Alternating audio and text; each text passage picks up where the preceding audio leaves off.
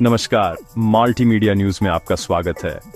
आज हम एक बार फिर हाजिर हैं हरियाणा की उन बड़ी और महत्वपूर्ण खबरों का विश्लेषण लेकर जिनका सीधा सरोकार आपसे और आपके जीवन से है।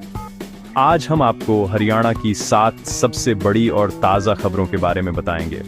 हमारा मकसद सिर्फ खबर दिखाना नहीं, बल्कि खबर की तह तक जाना है, उसके हर पहलू को आपके सामने रखना है ताकि आप खुद सच और झूठ का फर्क समझ सकें। आज की हमारी सबसे बड़ी खबर जींद से आ रही है, जहां एक बीजेपी नेता के बेटे की बेरहमी से हत्या कर दी गई है, जिससे पूरे इलाके में सनसनी और आक्रोश का माहौल है। इसके अलावा हम बात करेंगे मुख्यमंत्री नायब सैनी के उस बड़े ऐलान की जिसका इंतजार प्रदेश के लाखों युवा कर रहे हैं। हम आपको गुरुग्राम में पुलिस की बड़ी कार्रवाई के बारे में भी बताएंगे, जहां अवैध रूप से रह रहे बांग्लादेशी नागरिकों पर शिकंजा कसा गया है। साथ ही नूह में हुए मिठाई मजहब विवाद का पूरा सच भी आपके सामने रखेंगे। दिल्ली एनसीआर से सटे हरियाणा के इलाकों में आज सुबह सुबह भूकंप के झटके भी महसूस किए गए, जिससे लोगों में दहशत फैल गई। लेकिन इन तनावपूर्ण खबरों के बीच यमुनानगर से आई भाईचारे की एक खूबसूरत तस्वीर भी हम आपको दिखाएंगे। और अंत में हम जानेंगे कि हरियाणा के मौसम का मिजाज कैसा रहने वाला है। हर खबर पर रहेगी हमारी पैनी नजर, तो वीडियो को अंत तक जरूर देखें। हमारा विश्लेषण आपको बताएगा कि इन खबरों के पीछे की असली कहानी क्या है और इसका आपके जीवन पर क्या असर पड़ सकता है। तो चलिए बिना किसी देरी के शुरू करते हैं आज का न्यूज एनालिसिस सिर्फ मल्टीमीडिया न्यूज पर। आज की हमारी पहली और सबसे दहला देने वाली खबर जींद से है, जहां कानून और व्यवस्था को एक बार फिर खुली चुनौती दी गई है। जींद के भाजपा नेता और पूर्व सैनिक श्री दलशेर लोहान के 25 वर्षीय बेटे साहिल लोहान की चाकुओं से गोद कर निर्मम हत्या कर दी गई। ये सिर्फ एक हत्या नहीं है, यह उस भरोसे पर हमला है जो एक नागरिक प्रशासन पर करता है। सोचिए, जब एक प्रभावशाली व्यक्ति का परिवार ही सुरक्षित नहीं है तो आम आदमी का क्या होगा। साहिल का शव जुलाना के पास एक ड्रेन के किनारे मिला। शरीर पर चाकुओं के अनगिनत निशान थे जो हमलावरों की क्रूरता की कहानी बयां कर रहे थे। यह घटना उस वक्त हुई जब साहिल अपने दोस्तों के साथ बाहर गया था, लेकिन फिर कभी घर नहीं लौटा। इस जघन्य हत्याकांड के बाद पूरे इलाके में गुस्सा और मातम का माहौल है। परिवार का रो रो कर बुरा हाल है। गुस्साए परिजनों और ग्रामीणों ने प्रशासन को 24 घंटे का अल्टीमेटम दिया है। उनकी मांग है कि हत्यारों को तुरंत गिरफ्तार किया जाए और उन्हें कड़ी से कड़ी सजा मिले। या पुलिस ने अज्ञात लोगों के खिलाफ हत्या का मामला दर्ज कर जांच शुरू कर दी है, लेकिन सवाल वही है, क्या साहिल को इंसाफ मिलेगा? क्या हरियाणा में अपराध पर लगाम लग पाएगी? अब बात करते हैं उस खबर की जिसका हरियाणा के लाखों युवाओं को बेसब्री से इंतजार था। मुख्यमंत्री नायब सिंह सैनी ने प्रदेश के युवाओं को एक बड़ी सौगात देने का ऐलान किया है।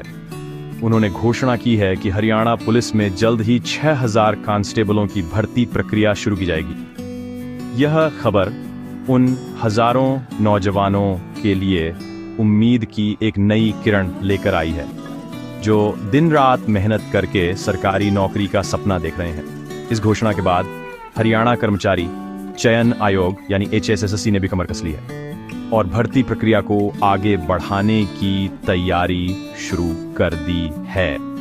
यह कदम न सिर्फ युवाओं को रोजगार देगा, बल्कि प्रदेश की पुलिस फोर्स को भी मजबूत करेगा, जिसकी आज सख्त जरूरत है। इसके साथ ही मुख्यमंत्री ने ग्रुप C और ग्रुप D के पदों के लिए होने वाली CET यानी कॉमन एलिजिबिलिटी टेस्ट की तैयारियों को भी तेज करने के निर्देश दिए हैं। CET परीक्षा को लेकर जो भी संशय और विवाद थे, सरकार उन्हें दूर कर जल्द से जल्द परीक्षा आयोजित कराना चाहती है। अब चलते हैं साइबर सिटी गुरुग्राम, जहां हरियाणा पुलिस ने अवैध रूप से रह रहे विदेशी नागरिकों के खिलाफ एक बड़ा अभियान चलाया है। इस ऑपरेशन क्लीन के तहत पुलिस ने गुरुग्राम के सेक्टर 49 इलाके से 8 संदिग्ध बांग्लादेशी नागरिकों को गिरफ्तार किया है। ये लोग बिना किसी वैध पासपोर्ट या वीजा के भारत में रह रहे थे और यहाँ कबाड़ बीनने का काम कर रहे थे। ये गिरफ्तारी सिर्फ कुछ लोगों की धरपकड़ नहीं है, बल्कि ये राष्ट्रीय सुरक्षा से जुड़ा एक गंभीर मामला है। सवाल उठता है कि ये लोग बिना किसी दस्तावेज के इतने सालों तक यहाँ कैसे रहते रहे, इन्हें यहाँ किसने पनाह दी, और क्या इनका मकसद सिर्फ कबाड़ बीनना था या इसके पीछे कोई और बड़ी साजिश थी।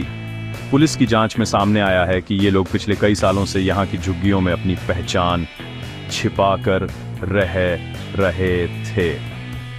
पुलिस अब इन लोगों से पूछताछ कर रही है ताकि यह पता लगाया जा सके कि इनके तार और कहां-कहां जुड़े हैं। ये कार्रवाई उन सभी अवैध प्रवासियों के लिए एक चेतावनी है जो देश की सुरक्षा के लिए खतरा बन सकते हैं। गुरुग्राम जैसे हाई प्रोफाइल शहर में इस तरह अवैध रूप से विदेशी नागरिकों का रहना खुफिया एजेंसियों और स्थानीय प्रशासन की कार्यप्रणाली पर भी कई गंभीर सवाल खड़े करता है। पुलिस का कहना है कि यह अभियान आगे भी जारी रहेगा और शहर के कोने कोने में तलाशी ली जाएगी ताकि कोई भी अवैध घुसपैठ या कानून की पकड़ से बच न सके। बात करते हैं हरियाणा के सबसे संवेदनशील इलाकों में से एक नूह की। यहां से एक ऐसा मामला सामने आया है जो सामाजिक सौहार्द पर सवाल खड़े करता है। नूह के पुन्हाना में एक मिठाई की दुकान पर मजहब को लेकर विवाद खड़ा हो गया। दुकान के मालिक, जिसका नाम घनश्याम है, ने पुलिस में एक गंभीर शिकायत दर्ज कराई है। घनश्याम का आरोप है कि कुछ लोग उसकी दुकान पर आए और उसे धमकी दी कि वह अपनी दुकान के नाम से हिंदू शब्द हटा दे। उन्होंने आरोप लगाया कि इन लोगों ने न सिर्फ धमकी दी बल्कि दुकान में तोड़फोड़ करने और उसे जान से मारने की भी बात कही। यह मामला बेहद गंभीर है क्योंकि यह किसी व्यक्ति की धार्मिक स्वतंत्रता और व्यापार करने के अधिकार पर सीधा हमला है। इस शिकायत के बाद पुलिस ने तुरंत कार्रवाई करते हुए 10 नामजद लोगों के खिलाफ एफआईआर दर्ज कर ली। पुलिस का कहना है कि मामले की जांच की जा रही है और दोषियों को बख्शा नहीं जाएगा। लेकिन सवाल यह है कि आखिर नूह में बार बार इस तरह की घटनाएं क्यों हो रही हैं? कौन है वो लोग जो इलाके की शांति भंग करना चाहते हैं? क्या यह कुछ लोगों की शरारत है या इसके पीछे कोई संगठित साजिश काम कर रही है? ये घटना एक चेतावनी है कि हमें उन ताकतों से सावधान रहना होगा जो धर्म के नाम पर समाज को बांटने की कोशिश करती हैं। प्रशासन को इस मामले में सख्त कार्रवाई करनी होगी ताकि भविष्य में कोई भी इस तरह की हरकत करने की हिम्मत न कर सके। अब बात करते हैं एक प्राकृतिक आपदा की जिसने आज सुबह सुबह हरियाणा के कई जिलों में दहशत फैला दी। दिल्ली बॉर्डर से सटे हरियाणा के जिलों, खासकर सोनीपत, पानीपत और रोहतक के कुछ हिस्सों में भूकंप के हल्के झटके महसूस किए गए। रिक्टर स्केल पर इस भूकंप की तीव्रता 2.9 मापी गई और इसका केंद्र उत्तर पूर्वी दिल्ली में जमीन के नीचे 5 किलोमीटर की गहराई में था। भले ही भूकंप की तीव्रता कम थी, लेकिन सुबह का वक्त होने के कारण जब लोगों ने अपने घरों में पंखों और बर्तनों को हिलते हुए महसूस किया तो उनमें डर का माहौल बन गया। कई लोग घबराकर अपने घरों और अपार्टमेंट से बाहर निकल आए। ये घटना हमें एक बार फिर याद दिलाती है कि हम भूकंप के लिहाज से कितने संवेदनशील क्षेत्र में रहते हैं। दिल्ली एनसीआर का पूरा इलाका सिस्मिक जोन 4 में आता है, जिसका मतलब है कि यहाँ बड़े भूकंप का खतरा हमेशा बना रहता है। हालांकि आज के झटकों से किसी भी तरह के जान माल के नुकसान की कोई खबर नहीं है, जो एक राहत की बात है। लेकिन ये हमारे लिए एक वेकअप कॉल है। क्या हमारे शहर और इमारतें एक बड़े भूकंप का सामना करने के लिए तैयार हैं? क्या आपदा प्रबंधन की हमारी तैयारियां दुरुस्त हैं? हमें इन सवालों पर गंभीरता से विचार करना होगा, क्योंकि प्रकृति जब अपना रौद्र रूप दिखाती है तो वह किसी को संभलने का मौका नहीं देती। तनाव और विवाद की खबरों के बीच अब हम आपको एक ऐसी खबर दिखाने जा रहे हैं जो आपके दिल को छू लेगी और भारतीय समाज की असली ताकत को दर्शाएगी। ये खूबसूरत तस्वीर आई है यमुनानगर से, जहां मुस्लिम समुदाय के लोगों ने गंगा जमुनी तहजीब और भाईचारे की एक शानदार मिसाल पेश की है। सावन के पवित्र महीने में जब लाखों शिव भक्त कांवड़िए हरिद्वार से गंगा जल लेकर अपने गंतव्य की ओर बढ़ रहे हैं, तब यमुनानगर में मुस्लिम समाज के लोगों ने उनके स्वागत के लिए शिविर लगाए। इन शिविरों में उन्होंने न सिर्फ कांवड़ियों के लिए शरबत और पानी की व्यवस्था की, बल्कि उनकी सेवा भी की। ये तस्वीर उन नफरती ताकतों के मुंह पर एक करारा तमाचा है जो धर्म के नाम पर देश को बांटना चाहती है। एक तरफ जहां कुछ लोग छोटी छोटी बातों पर विवाद खड़ा करते हैं, वहीं दूसरी तरफ हमें सिखा रहे हैं कि असली धर्म इंसानियत की सेवा करना है। कांवड़ियों ने भी मुस्लिम भाइयों के इस प्यार और सम्मान को खुले दिल से स्वीकार किया। यह दृश्य दिखाता है कि भारत की आत्मा आज भी जिंदा है, जहां अलग अलग धर्मों के लोग एक दूसरे के त्योहारों का सम्मान करते हैं और मिलकर खुशियां मनाते हैं। यमुनानगर से आई ये खबर उम्मीद की एक किरण है जो बताती है कि नफरत की आंधी भाईचारे की नींव को हिला नहीं सकती।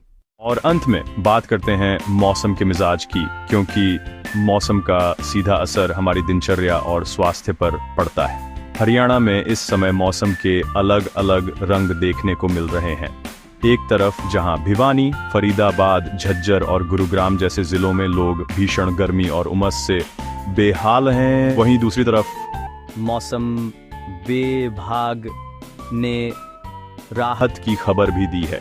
इन इलाकों में तापमान 40 डिग्री सेल्सियस के आसपास बना हुआ है, जिससे दिन के समय लोगों का घर से निकलना मुश्किल हो गया है। गर्मी का यह सितम खासकर बच्चों और बुजुर्गों के लिए परेशानी का सबब बना हुआ है, लेकिन उम्मीद की किरण भी नजर आ रही है। मौसम विभाग के अनुसार हरियाणा के कई हिस्सों में अगले 24 से 48 घंटों में मानसून फिर से सक्रिय हो सकता है। विभाग ने प्रदेश के उत्तरी और दक्षिणी हिस्सों में गरज चमक के साथ हल्की से मध्यम बारिश की संभावना जताई है। अगर यह पूर्वानुमान सही साबित होता है तो इससे न केवल लोगों को चिलचिलाती गर्मी से राहत मिलेगी, बल्कि यह बारिश किसानों की फसलों के लिए भी अमृत के समान होगी। तो हमारी सलाह है कि गर्मी से बचाव के उपाय करते रहें और बारिश की संभावना को देखते हुए अपनी योजनाएं बनाएं। मौसम से जुड़ा हर अपडेट हम आप तक पहुंचाते रहेंगे। तो ये थी हरियाणा की आज की 7 सबसे बड़ी खबरें, जिनका हमने आपके सामने पूरा विश्लेषण रखा।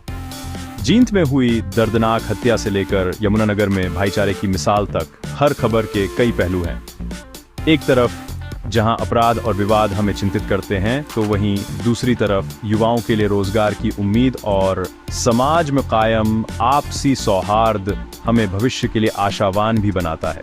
हमारा प्रयास यही रहता है कि आप तक सिर्फ सूचना न पहुंचे, बल्कि आप उस सूचना के हर पक्ष को समझें और एक जागरूक नागरिक के तौर पर अपनी राय बना सकें। हम कल फिर हाजिर होंगे नई खबरों और उनके नए विश्लेषण के साथ। हमारा मानना है कि एक स्वस्थ लोकतंत्र के लिए खबरों पर चर्चा और बहस बहुत जरूरी है। आपकी राय हमारे लिए बहुत मायने रखती है। आप इन खबरों के बारे में क्या सोचते हैं? जींद की घटना पर प्रशासन को क्या कदम उठाने चाहिए? क्या मुख्यमंत्री की घोषणाएं युवाओं की उम्मीदों पर खरी उतरेंगी? आपकी नज़र में आज की सबसे महत्वपूर्ण और असरदार खबर कौन सी थी? कमेंट में बताएं कि आपको कौन सी खबर सबसे अहम लगी। आपकी प्रतिक्रिया हमें और बेहतर काम करने की प्रेरणा देती है। अगर आपको हमारा यह विश्लेषण पसंद आया हो तो हमारे काम को अपना समर्थन दें। ऐसी ही ताज़ा और बड़ी खबरों के लिए चैनल को सब्सक्राइब करें और वीडियो को लाइक करें। बेल आइकॉन को दबाना न भूलें ताकि हमारी कोई भी वीडियो आपसे छूट न जाए। देखते रहिए मल्टीमीडिया न्यूज़, क्योंकि हम दिखाते हैं सच बिना किसी लाग लपेट के। धन्यवाद। जय हिंद।